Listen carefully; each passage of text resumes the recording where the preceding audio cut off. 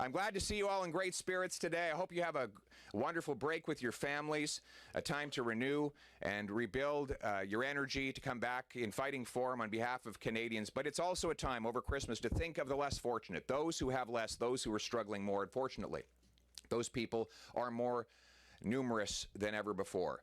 1 in 5 Canadians cutting meals because they can't afford the price of groceries. 1.5 million Canadians hitting food banks in a single month. Mothers putting water in their kids' milk because they cannot afford the price of groceries. This in Canada, with one of the most abundant supplies of farmland on planet Earth. And then there's housing. Young people stuck in their parents' basements even though they've done every single thing we asked them to do. Housing prices are going down, but monthly payments are going up, which means buyers and sellers are losing. Many Canadians fear they might not be able to pay their mortgages as the rates hit higher and higher. And it's not just economics, it's violent crime. It's up 32% under Justin Trudeau. Gang violence has increased, and drug overdoses have become a pandemic right across this country. And what's Trudeau's solution to all this? He and the costly coalition want to drive up inflation further. They want billions more in inflationary deficits. The cost of government is driving up the cost of living. $500 billion of it is boosting the cost of the goods we buy and the interest we pay. And then they want to pile on a carbon tax and triple that tax on the home heating that everyday Canadians pay.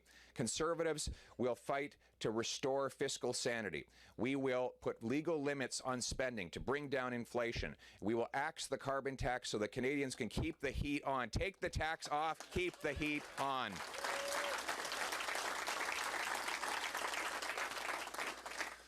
And we will stand up for the hardworking, law-abiding people who play by the rules in this country. We know that it's not Grandpa Joe's hunting rifle in Cape Breton or in Wainwright that is committing crimes in downtown Toronto. We know that the vast majority of guns used in crime are illegally smuggled into this country.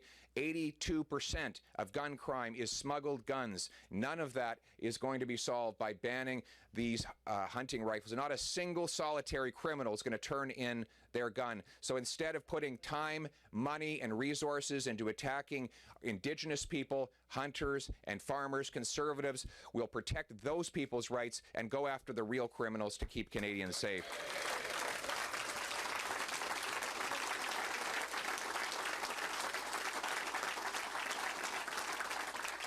We'll unleash opportunity again in this country by removing the bureaucratic gatekeepers that prevent us from developing our resources, growing more affordable food, and having our immigrants fill vital positions for which they are qualified. We saw just last week Stats Canada report that only 40%, roughly 40% of doctors and nurses who immigrate from other countries are actually allowed to work in their field here in this country. Meanwhile, our healthcare system comes apart at the seams. It boils my blood to sit in a waiting room with my daughter who's got from time to time a migraine headache while she waits and waits along with the other little children because of doctor shortages.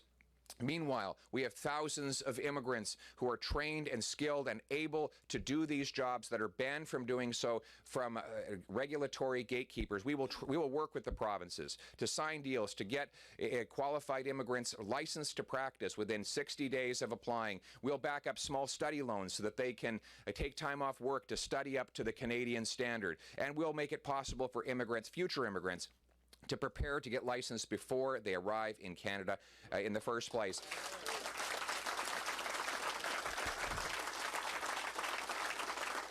It is true that Canadians are hurting, but it is our job as the official opposition to turn that hurt into hope, to inspire people that a real improvement in their lives is possible, that the dream that brought them here as immigrants, or the dream with which they were raised when they were born here, can be rekindled. That is our purpose, my friends. So as you go back to your families and your communities over Christmas, reflect on that goal.